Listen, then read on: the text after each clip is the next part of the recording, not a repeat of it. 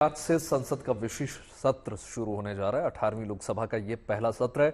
आज प्रधानमंत्री नरेंद्र मोदी और उनके मंत्रिमंडल के सदस्यों को सांसद की शपथ दिलाई जाएगी। 2 दिनों तक शपथ ग्रहण का यह सिलसिला लगातार यूं ही जारी रहेगा। इसके अलावा 3 जुलाई तक चलने वाले इस सत्र में क्या कुछ खास होने वाला है, देखिए रिपोर्ट।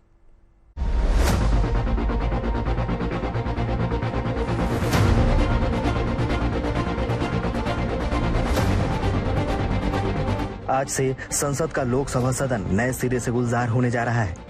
18वीं लोकसभा का पहला सत्र आज से शुरू होने जा रहा है, जिसमें कई पुराने चेहरों के साथ ही कई नए चेहरे भी दिखेंगे। पिछली बार की तुलना में सदन में विपक्ष की अच्छी खासी संख्या दिखाई पड़ेगी, तो सत्ता पक्ष में कई नए मंत्री भी दिखाई पड़ेंगे। ये सत्र कई मायने में खास होने वाला है। सबसे पहले तो इस सत्र में सभी सांसदों का शपथ ग्रहण समारोह होना है। प्रोटेम स्पीकर भर्तृहरि मेहताब सभी सांसदों को शपथ दिलाएंगे। सोमवार को राष्ट्रपति द्रौपदी मुर्मू राष्ट्रपति भवन में भर्तृहरि मेहताब को लोकसभा के प्रोटेम स्पीकर के तौर पर शपथ दिलाएंगी और फिर शुरू होगा सांसदों के शपथ ग्रहण का सिलसिला।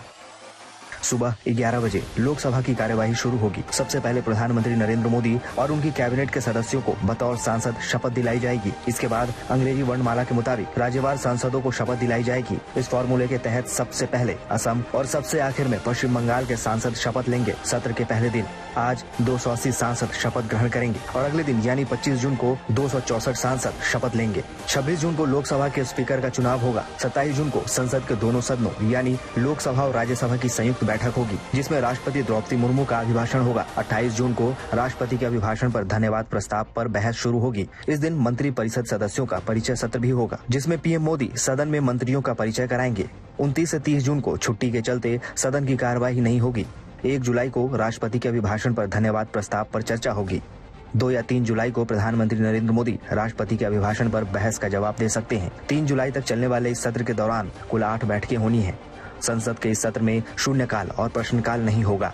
जब तक लोकसभा के स्पीकर का चुनाव नहीं हो जाता है, तब तक ओडिशा के कटक से बीजेपी सांसद बतौर प्रोटेम स्पीकर भर्तृहरि मेहताब सदन की कार्यवाही का संचालन करेंगे।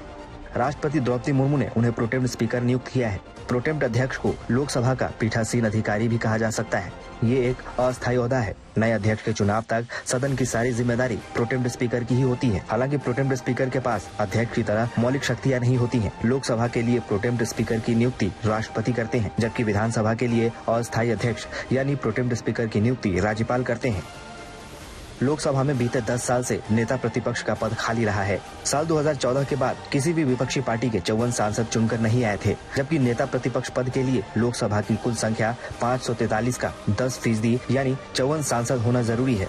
18वीं लोकसभा के लिए कांग्रेस के 99 सांसद चुने गए हैं, इसीलिए इस बार ये कुर्सी उसे मिलेगी। Bureau report, good news today.